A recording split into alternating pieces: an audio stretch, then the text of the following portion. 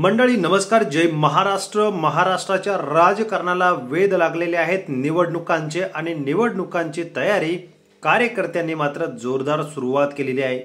एकीकडे उद्धव ठाकरे यांच्या शिवसेनेचे धनुष्यबाण चिन्ह परत मिळण्याची शक्यता वर्तवली जाते आणि सुनावणी आणि अंतिम निकाल याच काही दिवसांमध्ये लागणार आणि याच बरोबर ती निवडणुकाही आता काही महिन्याच्या तोंडावरती येऊन ठेपलेल्या आहेत। यातच आता भारतीय जनता पक्ष आणि शिंदे गट यांच्यामध्ये चांगलंच बिनसलेलं दिसतंय।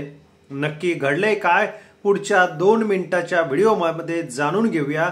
व्हिडिओ शेवटपर्यंत बघा, चॅनलला सबस्क्राइब करा व व्हिडिओला लाईक करून शेअर करा।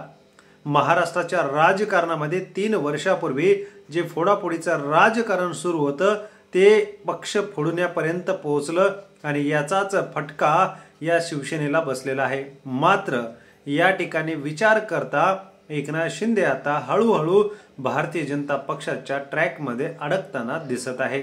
जे भारतीय जनता पक्षाला अपेक्षित होतं ते त्यांनी मिळवून घेतलेलं आहे। आता शिंदेंची गरज फारशी राहिलेली नाही। त्यात उद्धव ठाकरे आणि राज ठाकरे एकत्र आल्याने एकनाथ शिंदेंची हवा ही कमी झालेली आहे।